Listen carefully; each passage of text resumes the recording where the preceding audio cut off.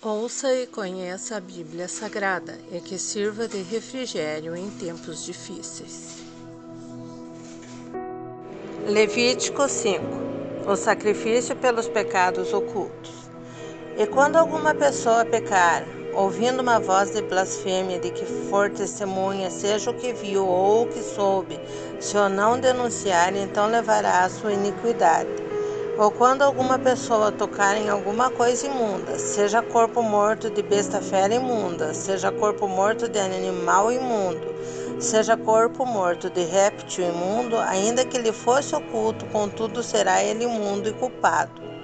Ou quando tocar a imundícia de um homem, seja qual for a sua imundícia com que se faça imundo, ele for oculto e o souber depois, será culpado.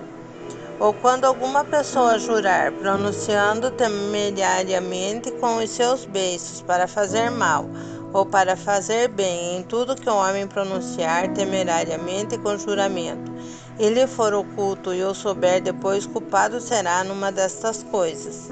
Será, pois, que culpado sendo numa destas coisas, confessará aquilo em que pecou. E a sua expiação trará ao Senhor pelo seu pecado que pecou, uma fêmea de gado miúdo, uma cordeira ou uma cabrinha pelo pecado. Assim o sacerdote por ela fará expiação do seu pecado. Mas se a sua mão não alcançar o que bastar para gado miúdo, então trará em expiação da culpa que cometeu ao Senhor 2 rolas ou 2 pombinhos, um para expiação do pecado e o outro para o holocausto. E os trará ao sacerdote, o qual primeiro oferecerá aquele que é para expiação do pecado, e com a sua unha lhe fenderá a cabeça junto ao pescoço, mas não o partirá. E do sangue da expiação do pecado espargirá sobre a parede do altar. Porém, o que sobejar daquele sangue, espremer-se-á à base do altar. Expiação do pecado é. E do outro fará holocausto, conforme o costume. Assim o sacerdote por ela fará expiação do seu pecado que pecou e lhe será perdoado. Porém, se a sua mão não alcançar 2 rolas ou 2 pombinhos, então aquele que pecou trará pela sua oferta a 10ª parte de uma éfa de flor de farinha para expiação do pecado. Não deitará sobre ela azeite, nem lhe porá em cima incenso, porquanto é expiação do pecado.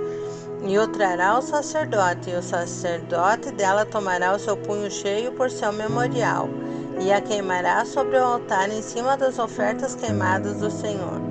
Expiação de pecado é. Assim o sacerdote por ela fará a expiação do seu pecado que pecou em alguma destas coisas, e lhe será perdoado, e o resto será do sacerdote como a oferta de manjares. O sacrifício pelo sacrilégio.